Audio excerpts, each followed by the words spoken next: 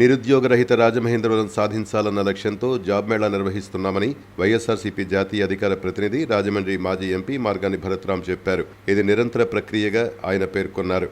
ప్రతి 2 నెలలకు ఒకసారి జాబ్ మేళా, ఏడాదికొకసారి మెగా జాబ్ మేళా నిర్వహిస్తామని తెలిపారు. శనివారం స్థానిక వియల్పురం మార్గాని ఎస్టేట్స్లో జాబ్ మేళా నిర్వహించారు. ఈ సందర్భంగా మాజీ ఎంపీ భరత్ మాట్లాడుతూ నిరుద్యోగ రహిత రాజమహేంద్రవరం లక్ష్యంగా రాజమహేంద్రవరం పార్లమెంట్ నిరుద్యోగ యువత కోసం జనవరి నెలలో సుమారు 75 కంపెనీలతో మంజీరా కన్వెన్షన్లో నిర్వహించిన మెగా జాబ్ మేళా విజయవంతమైందని గుర్తు చేశారు.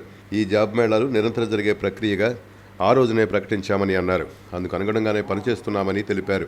అందుకే ఇది మార్గాని భరత్రాం జాబ్ సెంటర్గా నడుస్తోందని తెలిపారు. అదేవిధంగా మార్గాని భరత్ పేరుతో ఒక వెబ్సైట్ కూడా ప్రారంభిస్తున్నామని చెప్పారు. ఇందులో నిరుద్యోగ యువత విద్యార్థులు తమ విద్యార్హతలను బట్టి నమోదు కావచ్చని సూచించారు. ప్రతి 2 నెలలకు ఒకసారి జరిగే జాబ్ మేళాకు ఇది దోహదపడుతుందని అన్నారు. అలాగే AI, manufacturing, BPO, banking, pharma, ecommerce లాంటి కంపెనీల నుంచి ట్రైనర్స్ను కూడా రప్పించి నిరుద్యోగులకు ఓరియంటేషన్ శిక్షణ కూడా అందించేలా చూస్తామని ప్రకటించారు.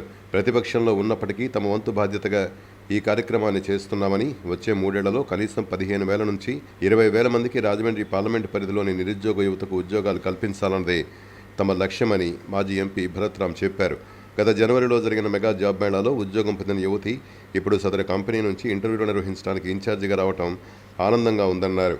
ఎంతమందికి వీలైతే అంతమందికి ఉపాధి కల్పించడానికి కృషి కొనసాగుతోందని చెప్పారు. ఈ సందర్భంగా హెచ్ఆర్ కోడాట్ కంపెనీ హెచ్ఆర్ సుష్మిత మాట్లాడుతూ గతంలో మార్గాని భరత్రాం నిర్వహించిన మెగా జాబ్ మేళాలో ఉద్యోగం పొంది ఇప్పుడు ఆయన నిర్వహించే జాబ్ మేళాకు తాను పనిచేసే కంపెనీ నుంచి ఇంటర్వ్యూ నిర్వహించడానికి రావడం ఆనందంగా ఉందని అన్నారు. కాగా ఈ జాబ్ మేళాలో సుమారు 500 మందికి మాజీ ఎంపీ మార్గాని భరత్రాం, మార్గాని నాగేశ్వరరావుతో పాటు ముఖ్య అతిథులు మాజీ MLA Routhu Suryaprakashrao, doctor Guduru Srinivasarao, DCCB మాజీ అధ్యక్షులు ఆకుల వీర్రాజు చేతుల మీదుగా అపాయింట్మెంట్ ఆర్డర్స్ ఇచ్చారు.